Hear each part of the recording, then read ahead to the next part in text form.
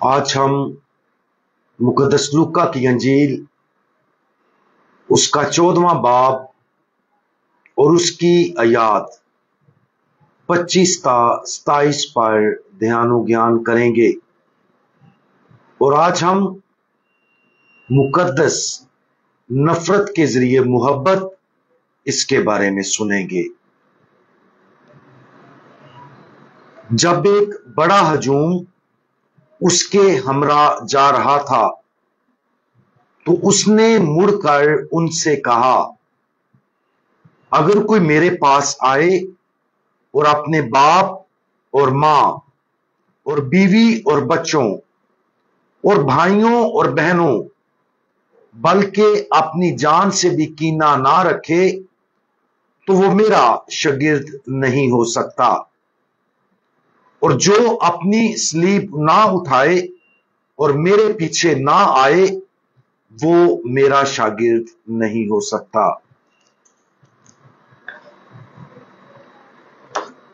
खुदावंद यीशु मसीह की तरफ से इस चौंका देने वाली इब्तदाई आयत के बाद खुदावंद यीशु मसीह ने आज की अंजील मुकद्दस को ये कहते हुए खत्म किया, इसी तरह जो कोई तुम में से अपना सब कुछ तर्क ना करे मेरा शागिर्द नहीं हो सकता। इस तरह इन आयात को पढ़ते ही ये मालूम होता है कि हमें ना सिर्फ अपने पास मौजूद तमाम चीजों को तर्क करने के लिए बुलाया गया है बल्कि अपने खानदान के लोगों से नफरत करने के लिए भी कहा गया है। लेकिन क्या वाकया ही खुदावंद यीशु मसीह का यह मतलब है? आइए अपने खानदान और यहां तक कि जो लोग हमारी जिंदगियों में हैं उन लोगों से नफरत करने के ख्याल से आगाज करें। जाहिर है कि अंजील मुकद्दस के इस हवाले में लफ्ज नफरत और गुस्से के गुनाह जैसा नहीं है। इस हवाले पर तबसरा करते हुए एक अबाए कलीसिया ने वजाहत की कि कुछ मामलात ऐसे होते हैं जब दूसरों से मोहब्बत करने का बेहतरीन तरीका नफरत की शक्ल में होता है। यानी अगर कोई दूसरा खुदा की राह में रुकावट बनकर काम करता है, खुदावंद की मर्जी पूरा करने से रोकता है, तो उनके अमाल के लिए हमारी नफरत का सख्ती से इजहार होना चाहिए। लेकिन यह नफरत दर हकीकत मोहब्बत है। खुदा की तरफ रुजू करने से इनकार, किसी दूसरे के बेतरतीब अमाल को मुस्तरद करके उनके साथ अंजीली खुशखबरी बांटने का एक तरीका है। इसे हम एक मिसाल के जरिए देखते हैं। तसव्वुर करें कि हम एक ऐसे मुल्क और हालात में रहते थे जहां मसीही होना जुर्म था। हमें गिरफ्तार कर लिया गया और हुक्म दिया गया कि हम अपने ईमान से मुनकर हो जाएं। इसकी बजाय हमने पूरी कुव्वत के साथ उस हुक्म को रद्द कर दिया। इस मामले में हम उस जुल्म के लिए एक मुकद्दस नफरत का इस्तेमाल करते हैं जो वो शख्स हम पर मुसल्लत कर रहा है। लेकिन ये उनके साथ मोहब्बत का एक अमल भी है, क्योंकि हम उनके हुक्म को रद्द करके उनके अमल को मुकम्मल तौर पर मुस्तरद करते हैं। या तो इस बात पर भी गौर करें कि हम अपनी जिंदगियों से भी किस तरह नफरत करते हैं। मिसाल के तौर पर हम बार बार संगीन गुनाह में गिर जाते हैं। हम जिस आदत का शिकार हो गए हैं उसका मुनासिब जवाब ना सिर्फ तौबा करना है बल्कि इसके लिए मुकद्दस नफरत की एक शक्ल भी है। ये अपने आप से इस लिहाज से सच्ची नफरत है कि ये उस गुनाह से नफरत है जिसमें हम गिर गए हैं।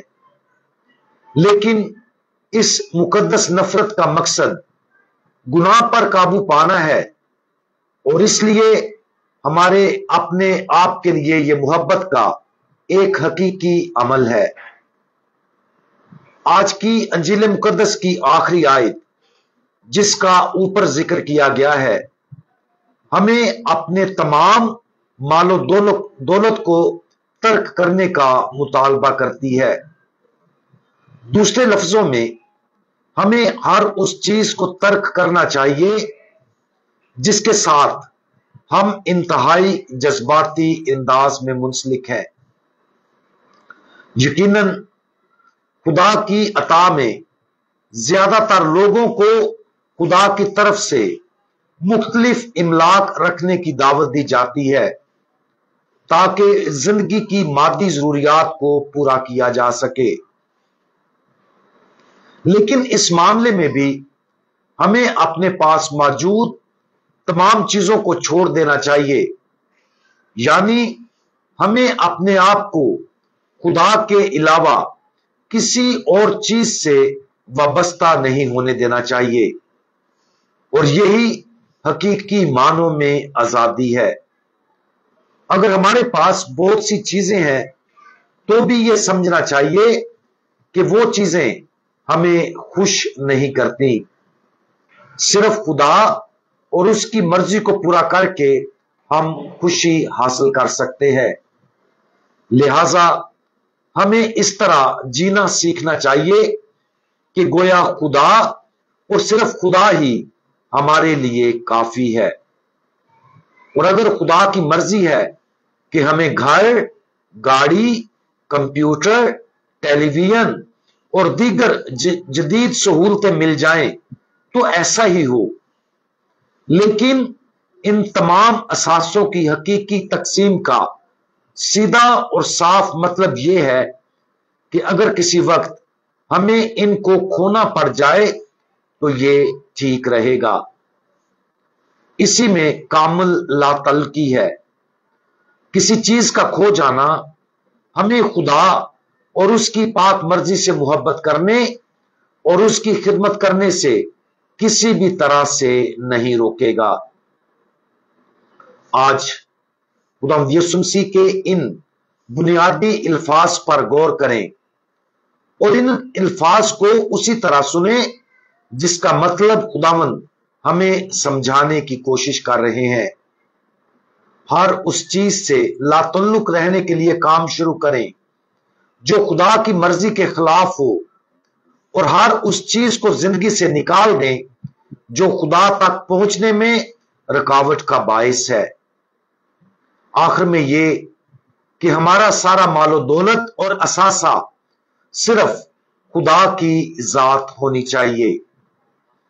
इस तरह हम अपने आप को और दूसरों को पाक दिल और खुदा यीशु की मोहब्बत से प्यार कर सकेंगे। हम दुआ मांगे। हमारे प्यारे खुदावंद, आप हम सबको तकद्दुस की जिंदगी की तरफ बुलाते हैं। आप चाहते हैं कि हम आपको अपने पूरे दिल से प्यार करें। बराए करम हमें वो फजल और हिकमत अता फरमाएं जिसके जरिए हम उन तमाम चीजों को रद्द कर सकें जो हमें आपकी मोहब्बत और खिदमत से दूर रखती हैं। खुदावंद, हमारी जिंदगियों से सिर्फ आप ही को जलाल मिले। खुदावंद यीशु मसीह, हमारा भरोसा आप पर है। आमीन।